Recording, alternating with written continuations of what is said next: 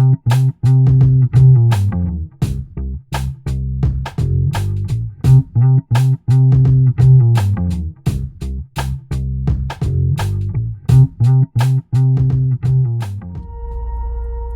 name is Reality Winner. I'm an airman, a veteran, and I was convicted under the Espionage Act. An Air Force veteran who had a top-secret security clearance leaked this secret NSA report about a Russian military cyber attack days before the election. Winner was threatened by the sight of 11 mostly armed federal agents during that home search. Wally Taylor. Hey, how are you? I didn't realize that it was about to become a 4-hour chess game for my life. Riley, can you guess how many people might have printed out that document? No. That document has made it outside, obviously. We're here. She claimed to hate America. Imagine that you're talking to your own sister and they will find exchanges between you to show that you're a danger to the United States of America. She would have been caught, even if, we had disguised the certain aspects of the document. They gave him the envelope information and where it came from. What the heck? She was the quintessential example of an insider threat. There will be others, no matter how harsh this gets. And that's the longest sentence ever imposed for this kind of violation. Ironically enough, the first thing that people forget about this story is that I am a real person. I really thought that the whole world can be changed for the better with one deed or one action.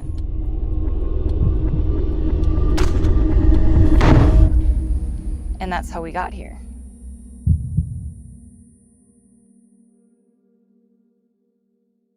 All right. Nice to meet you. Nice to meet you too. I realize I've seen, is Reality Winner the third feature documentary you've directed? Yes. Yeah. National Bird. And National Bird. So I've seen all three of your documentaries as they've come out. My body of work, my trilogy. That's right.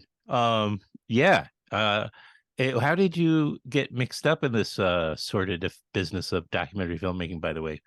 Tell me a little bit, because I don't know. I don't think we've met. Yeah. No, I actually have a very, I guess, non-traditional way into documentary. Oh, good. So I never went to film school. I've never taken a film class. I come from journalism. So right. I actually come from a family that, doesn't, I don't have a history of like arts and journalism in my family. I come from, very working class family. And first my family went to college on a scholarship. And then I found journalism pretty early on. And I started working in broadcast journalism, which I love. I did short pieces, news coverage. And then I worked 5 years for almost 5 years for an investigative show. And and that's the bug. From investigation and research. And then one day I thought, I felt restricted by the form because I was doing broadcast documentaries, 30 minutes, 45 minutes. And I wanted to do something, longer, deeper. And I Googling. I went on Google and I looked at film festivals and what, really? What's the difference between features and shorts. Yeah, I actually learned a lot of, the field and the industry over the internet. And I decided, I would make a feature-length film. And it was my first feature, National Bird. Wow. And did you, I remember when it came out and it was in some really good festivals. Yeah, it premiered in Berlin. It was. That's like one of the top world festivals, if not maybe, right? You got Cannes, Berlin, TIFF, a couple of others maybe in that, company. It was incredible, coming from a very different world. And and then they had this theater that had over 1,000 people. I was sold out, and my small team and I, we're basically just 5 people making this film, which it's the composer. It was like my producing partner Ines Hofmann-Kenner, my editor Maxine Gödecke, director of photography Thorsten Lapp, and composer Enza Rudolph. So it's been always like a very, very small, like real true independent film team. Right. And then, after all this work, which was, national, but it was very, very difficult to make, about drone whistleblowers. And then presenting it to the world for the first time in this forum was, mind-blowing, I have to say. So, and you referenced the 3 films again. It's National Bird, Enemies of the State, and now Reality Winner. And it was originally called The United States versus Reality Winner, right? Yeah, I was like, wonder, should I say it's my Reality Winner is my 3rd or 4th film, because we substantially updated. Okay. Yeah. It's so funny because I started watching, in anticipation of your theatrical a few weeks ago. And I was watching and I was thinking, I could swear I already saw a documentary about Reality Winner, but what didn't make sense to me was that that she was and the family were. I remember only that she and her family were involved in that film I had seen, and it just didn't make sense to me that there would be a second film with the same involvement. Like, why would that? That just doesn't even compute. You know what I'm saying? Now I realize in the time that I originally saw it must have been much, much earlier. Maybe even a year or 2 ago, I guess. I'm assuming, and then. Now it makes sense that you've updated it, and because when the first version was she wasn't right, she had to still be in prison. It's actually, I think, a very interesting case study for filmmakers, because there's a question, when is it over? The end, right? When do you stop making it? And then also, I think, unfortunately, there's a lot of discussion right now in the field about participant care and the relationship between participants and filmmakers. And so you saw Subject. I did I did also see Subject, but I actually because I made this very complicated film about drone whistleblowers, where one of my lead characters was raided by the FBI during the production of the film. I've been thinking about these type of topics much earlier as well, and I connected my previous participant to their attorneys, and I'm just really glad that this discussion is coming up. But my producing partner Ines and I, we actually made I would say an ethical decision of releasing a previous version of the film in early 2021, because we had already worked on Reality's case and the story for about 3 years at that time, and we could make a film, and we knew that she was suffering tremendously in prison, which you see in this film now, that she was actually severely suicidal, and her family knew as well that she was doing very badly, and they were asking us, like, when is this film coming out? When's this film coming out? Because no one was interested about her. Now, everything changed. There's like 2 fiction films. There's movies. Trump was indicted under the Espionage Act and everything. Like, people know about classified documents, but it wasn't the case in 2021. And so, we've been on this story for right. I mean, who would have thought that? Well, Russian interference or just in general interference in elections would be almost passe. Yeah, of course, there's election interference. Who's in line to do that with our elections? Russia, China, North Korea. I mean, there's could be now. It's just like taken for granted almost, right? So, wow. Yeah, Reality calls it a living documentary. Yeah, right. Well, yeah. It's a lovely phrase, because then I mean, she got out a little bit earlier than we expected for good behavior. And I filmed her release. Her family, told us. It was very quietly. It wasn't public at that point. And then, I did the very first interview that she gave, and it was just extraordinary. Like, I knew it sitting in that interview. That, I have to include her in the film. I remember seeing it and just I can't remember the order of things because it is now like 2 years ago, and I just got had learned about the reality winner story really early on and thought, oh, this is somebody who I'm very interested in, a young woman. It just seems so she just didn't seem typecast at all. You know what I mean? It just was such a unique story and it got my attention. I remember, so when I saw your documentary, I was very, very interested. Now I have a much fuller understanding. And yes, I agree with her. It is a living story because it continues. I mean, you just said a few minutes ago, like when does a documentary filmmaker know the story is over? Well, often it's arbitrary, isn't it? Mhm. And It's her over because it's real life, right? yeah, right. It's hopefully. And I was well, just that moment, it's heartbreaking, when she's on the phone with her mother, and she's, been so hard for her mom to reach her. She's was, I guess it was during the earlier days of her incarceration, and she was like, I thought you maybe were upset with me. I mean, it's heartbreaking, like, and that her mother has to assure her, you're my daughter. I would never turn my back on you. I mean, so it says a lot about her state of mind, is my point. Realities Yeah, yeah. And we were, we that you could, actually yeah, we consider that. fought really hard to get the evidence. So the jail phone call that you just referenced, the phone calls between Reality and her family from that time, like Oh, days wow. Right. after she was arrested, they're part of her FBI evidence file, and as well as the actual original interrogation recording that is in the film, and it's exclusive to the film because we filed Freedom of Information Act requests to the FBI. They denied it. We filed appeals to the Department of Justice. The Department of Justice actually sided with our film team, and the FBI still did not release those materials. So we sued them. So we sued the FBI.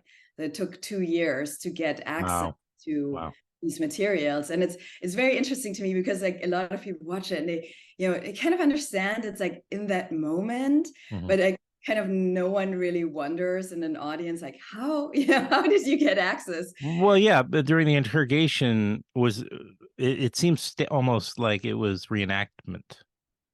Yeah, but the audio is, that's the original. You hear Reality and you hear, right. I think, the fear in her voice, that she gets quieter and quieter, and it's really, literally with the back against the wall, with these 11 male FBI agents and her in it. And I think that the document, to actually hear the actual interrogation recording, is so valuable because number one, it's rare that the FBI records these type of non-custodial interviews, and then the fact they fought really hard not to give it to us, because I think what you can hear in it, and it's really valuable, I think, for an audience to really gain an understanding. Why did she confess? Right. Yeah. Well, and why did she is the big question, and there she is without any lawyer, without any you keep asking yourself, why didn't she just stop talking? Yeah, Yeah, they're yeah, nice. you're right. It's polar, right? There's a good cop and a bad cop, and we Right. talk about the dogs and the guns and creating relationships, and at the same time, they're taking her to the back room of her home that she always, found creepy. She was a woman living by herself, 25 years old, and it's like very, very tight. We actually filmed, like, the recreations are filmed in that room. So what you see, this like very tight space, the difference in the height, these like tall FBI agents, I actually saw them in the court, and Reality being, this like, slender woman with the back against her wall, and these hours that they were, talking with her in the back room. I think that really shows the power dynamic. And then also, it's important not to forget that Reality served in the military for 6 years. So she, learned to follow orders. Right. And Well, that's a great point. Yeah. right, and this dynamic, and because it's a big question that comes up in Q&As, like why did Reality not call for an attorney? Why did she confess? And I always say, like, number one, a lot of people actually comply. They want to explain themselves. Right. Reality and many others, whistleblowers in particular, they don't. Exactly what I was going to, bring up is, I think there's, say They that again. I interrupted. Yeah, the whistleblowers, it's a unique role, right? Because they're coming from a place of wanting to rectify and to, help fix. In reality's case, she came across these documents of in the FBI files. She worked for the Air Force, she was in the Air Force, but she was working for the NSA rather, in 2017, right? And she came across these documents that about basically evidence of Russian interference in the election, and nobody knew. And she felt this was imperative information for, Americans to know about, for people to know about. And so she did, take some of them illegally out of the. It's actually one document with multiple pages. And so it was one count under the Espionage Act that she pled guilty to, but she got 63 months in prison. So that's 5 years and 3 months, which was the longest sentence, or is the longest sentence ever imposed on a media source in a federal court. Yeah. Wow. But I mean, I more to the point, getting to the state of mind of what a whistleblower is doing is trying to do good. They're I don't know. It's like it doesn't suggest that they've given up on the institution necessarily. In fact, it's almost as though they feel like they want the institution that they work with or for are doing good, and they see this corruption, this aspect and they want to help fix it. I mean, to me, that's like she didn't seem to be any less loyal, is my point. No, I think I've done quite a lot of work now. I bet you have, yeah. National security whistleblowers who in general are very rare, just because the risk is so high. It's different. They're not the type of whistleblower protections that you have in industry or in other fields.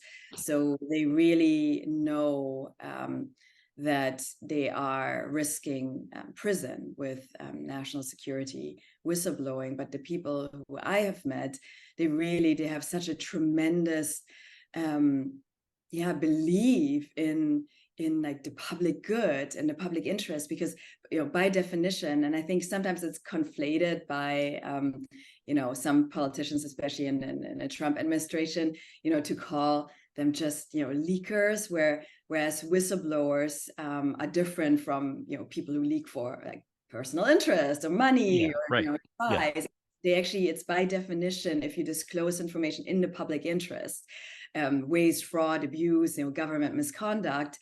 And I think they, the ones that I've met, they don't do it for self-interest at all, because what happens to them, the consequences are so harsh. They do it in spite of themselves. It's heroic. Yeah. And then she was so reality was so self. I don't know. She was just so hard on herself, is my point. But doesn't have a perspective. It's she must be going through such torture psychologically, and she's already prone to depression. It sounded like is that true? Yes. She's very open in our documentary when she talks about her struggles with depression, anxiety, yeah, as well. Right. So there's very hard to have perspective on it's also fuzzy, right? When meanwhile Trump is this story is coming out later, obviously, but you have the actual president of the United States who is also stealing documents for his own benefit. So do you have a conversation with her about that? I'm sure you did. Yeah, we it also became, it was important to me to include that part in the film as well. It is largely chronologically, with the exception of us jumping back and forth in a timeline of her interrogation, but there are, and I think that's what makes this film so compelling and incredibly timely right now, is that, you know, we have all this archival footage as well of, you know, Donald Trump like starting out and saying, you know, I'm going to accept the results of this election if I win. Right. And then, you know, he was saying throughout this administration, we got to get those leakers. You know, they're going to pay a really big high price for leaking, and talking about how he's really coming after whistleblowers and leakers. And now when I film an audience, people are laughing because, you know, of course, like you have this context now that changes everything. And that actually for me as a filmmaker is so fascinating, how, you know, you have a film and you know, you might show it like 2 years before, and then now, and the reaction is entirely different because our world changed. So many things have changed since then all of a sudden, like that all the, you know, the archival, what we filmed during that time, people see it with an, you know, different lens, with a different background. Right. It becomes so meaningful because it's a different film almost. Yeah. It's bizarre. It's really bizarre. And I mean, Reality's viewpoint, and she's been asked that before, and I think, you know, it is a little bit sensitive for her to get, you know, too involved in you know, this entire political debate. She, you know, she's still in supervised release. She, you know, especially after her experience, she does not believe in prison, pretty much for anyone, probably with very, very rare exceptions. And you know, and the espionage itself, you know, hit her so incredibly hard, and it is very controversial. So and I think, you know, as an investigative filmmaker and a journalist and someone who believes in the free press and source protection, that the espionage is extremely harmful. So I don't think you can, you know, pick and choose and say, you know, one person should be prosecuted under the Espionage Act and another one shouldn't. You know, everyone should be same under the law. But these two cases, Reality and Trump, also show that it's like, that's exactly what's not happening, right? Because she was arrested immediately for one document that you could see in the days after it already had a positive impact on election security. Meanwhile, the former president, you know, has stacks and boxes in a beach club, and people were carrying them around. He was, you know, he's caught on tape. Carrying them with, it's I mean, it's unbelievable. Yeah, right. I mean, you know, there's no doubt that there's guilt here, in his case, but, you know, of course, I can't. It doesn't guarantee much when you have like the judge that's on that particular case, right? Yeah. I mean, we'll see how that turns out. I mean, it seems pretty cut and dry, but we'll see how it turns out. Well, people will know a lot about the Espionage Act. That's right. Exactly. We'll all be experts in making our own documentaries. You're going to lose your little niche there, Sonia.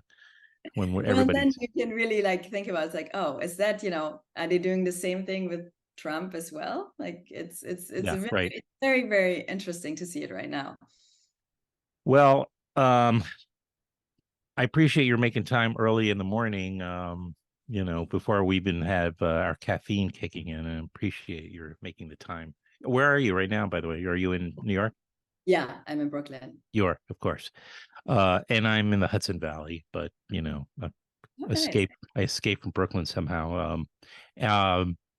Okay, so right now, after we play this, you can actually go to Apple TV or Amazon Prime Video and see Reality Winner, the documentary by Sonia Kennebeck, and it's executive produced by Vin Wenders. And you know, I've been doing this podcast for forever, and he is like, you know, my ultimate get. So I don't know. I'm just going to put that out there in the universe, is all I'm saying. You know, if he happens to be watching, Vim, come on. I just saw his latest masterpiece. We showed it here actually at the Woodstock Film Festival. Mm-hmm. He's got a new film about the Anzin. Yeah, thank you. And beautiful 3D. Our editor. So What's that? we share our editor. So There you go. Bödeke edited Anselm, and Oh. she edited Reality Winner. Oh, good to know. Okay, so maybe, yeah, it's a beautifully shot, beautifully edited film. So maybe I should get on. What's Maxine? Is that her name? Maxine, yeah, Maxine. Maxine. We'll get Maxine on. We'll just inch our way closer and orbit, rather circle and circle around Wim Wenders. But I've been wanting him on. He's like, I've seen all of his films over the years.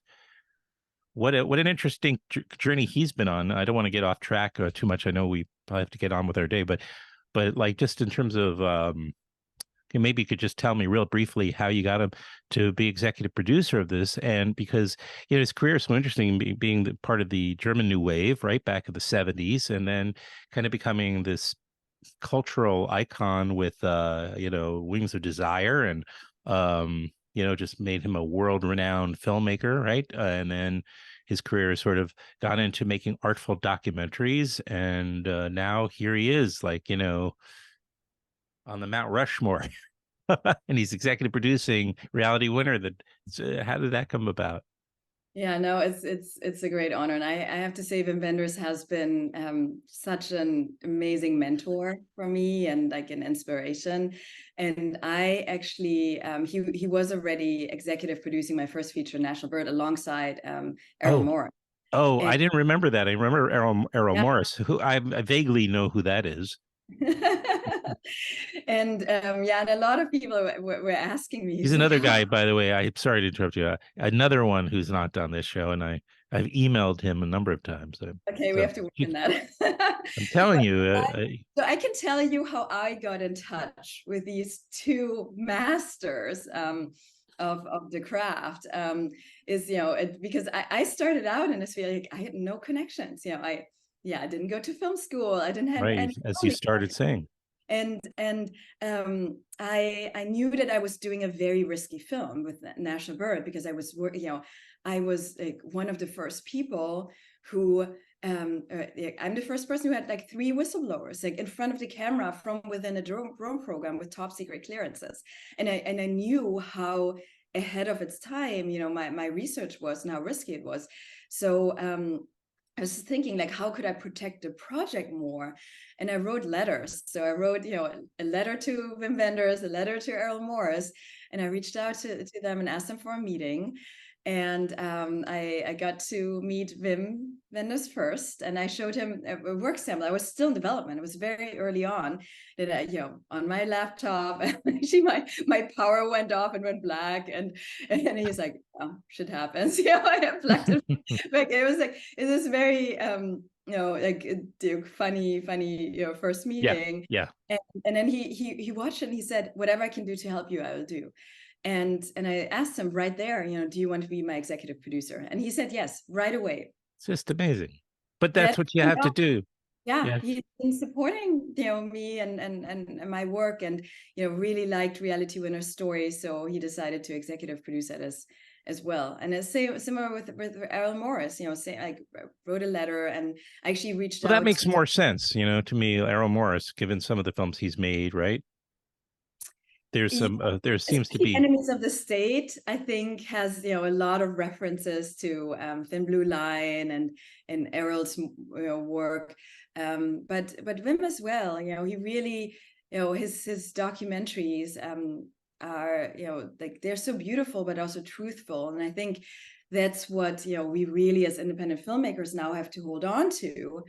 Where it's I think what we see now in our space is there's a lot of reality TV, which I think people know by now how sometimes TV can be made, and but I think what independent documentary filmmakers are doing is really this long-term deep research, and really trying to do right by the participants and the stories in general. I hope that's what our belief is in investing 3, 5, 10 years of our lives into one story. Well, thank you for sharing, and thank you for everything and making time. And I want everybody to see Reality Winner. It's an important subject. It's so germane right now, as we kind of touched upon.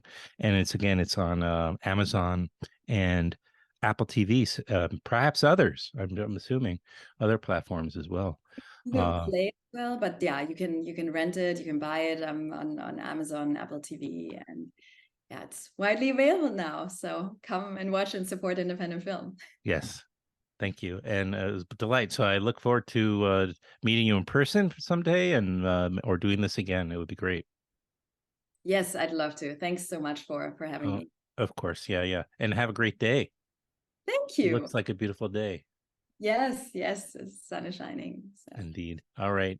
Nice. Lovely to meet you finally. I've been, following your work as well. So thank you. Thanks for highlighting, our work. Of course. Yeah. No, it's an honor. Thank you. Yeah. I'm honored that you watched all 3 of my films, the whole trilogy. How could I not? I'm glad I have. Yeah.